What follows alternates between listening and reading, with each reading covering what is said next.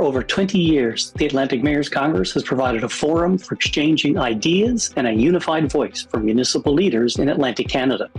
The Summerside edition has a particular focus on addressing housing and homelessness, with sessions engaging community, provincial, and national perspectives.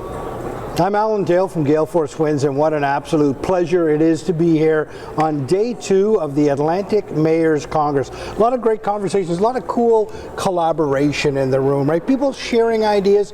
People understand that you don't have to reinvent the wheel all the time.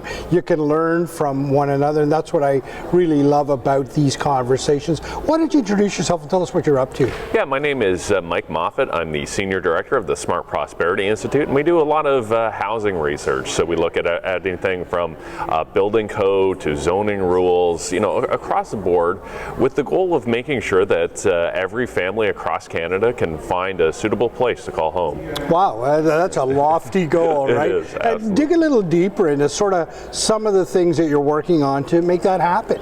Yeah, so a lot of things. So we're looking at issues around building code. How can we, make sure that our buildings are climate friendly, so energy efficient, safe, but we can build things faster. That we have a lot of rules and regulations that have become somewhat outdated, and it makes for kind of expensive building of homes. So one example is apartment buildings, that we've had a lot of advances in fire safety technology over the last 30 to 40 years. So if we can incorporate some of those into the building code, we can actually build apartment buildings less expensive, but actually safer for the residents. So, it's a lot of really wonky things. It's the kind of thing that I have trouble explaining to my 9-year-old at times, but it adds up to something really big. So, and I guess it's also the use of different materials, right? I mean, what we've always thought had to be done this way, we're looking at different methods now? Yeah, absolutely. So one of the big methods we're seeing is mass timber. So mass timber is basically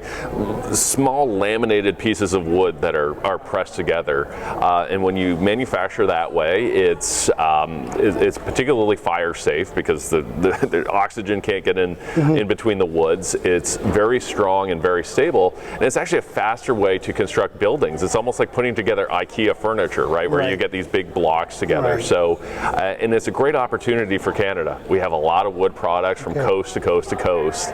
So, it makes economic sense. It's an industry that we can export our know-how, our materials, and build buildings faster, safer, and more affordable for Canadians. Dr. Moffatt, where's your intersection with the Atlantic Mayors Congress? How does that all work? Are you there to advise for them? Is that how it works? So they brought us in, a group of us came together and put something together called the Blueprint for More and Better Housing. Okay. It looks at how we can build more housing, build it affordable, build it lower carbon, and also build it more resilient to extreme weather events, which is particularly important here out in Atlantic Canada. So they brought us in to basically advise all levels of government. So we came out with this blueprint a few months ago.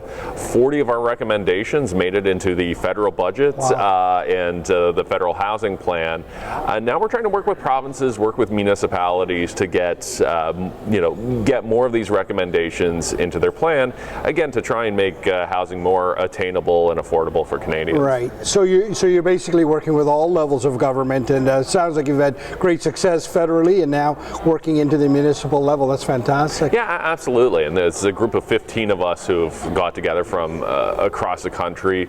Most of my work is in Ontario, but Lisa Rates, the former cabinet minister from Nova Scotia, she's very involved in Atlantic Canada. She'll be here today to talk about some of our recommendations. But absolutely, the federal government plays an important role in this, but they're only a small part of the picture. That we need all of these actors to be working together, along with the Higher Education Institute. A lot of housing demand is coming from students and international students, so my sector, the education sector, plays a big role in this as well. Right, and not only that, but there could be solutions found in there as well, right? And chucking some problems back into engineering schools and the like, right, to give them that experiential learning piece and also solving problems for us along the way. Well absolutely. So the trade schools and the colleges play a big role. There's a lot of of research and development going on in universities from coast to coast to coast on modular housing, on how we can build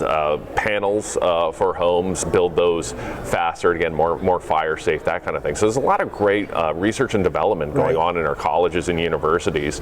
We're trying to translate that from being sort of a theoretical blackboard exercise to something that's actually used on the ground. But it certainly sounds like a win-win-win there all the way around. And on that theme of win, could you pull out a big success that you've had most recently, specifically as it relates perhaps to municipalities? Yeah, so we've been doing a lot of work on the modular housing piece. In Ottawa, we've been doing some work in St. Thomas, Ontario, just outside of London. And it's a challenging industry to work with. Like, it's basically taking housing and turning it from a construction industry to a manufacturing industry. And the biggest challenge we've had in this industry is, let's say you have an automotive plant and you're cranking out cars. You can crank out 2 to 3 months worth of cars, stick them in a parking lot somewhere before you sell them. You can't do that to manufacture homes. It's the ultimate just-in-time business. So we've been working with some of these manufacturers and working with municipalities to kind of streamline the permitting process, right? Because they need to have that certainty. They can't build a home and then just have it sit in a parking lot somewhere and wait 6 months to get a permit. So it's all about bringing the stakeholders together, trying to get the entire supply chain to work. It's messy work, but it's incredibly important. A lot of moving parts in this, a lot of moving parts. Everything from policy right to, as you say, pressing wood together and start making homes. Yeah, absolutely. So there's a big labor market piece, there's an immigration piece. So housing is the one area that really touches the entire economy, the entire labor force. So it's so important to have events like this that bring together academia and industry and government so we can all work together towards a shared vision. Dr. Moffatt, a real pleasure to have you on the show. Thanks very much for your lens on this subject and your leadership on it as well. Thank you. Well, thank you for having me. For over 20 years, the Atlantic Mayors Congress has provided a forum for exchanging ideas and a unified voice for municipal leaders in Atlantic Canada. The Summerside edition has a particular focus on addressing housing and homelessness, with sessions engaging community, provincial, and national perspectives.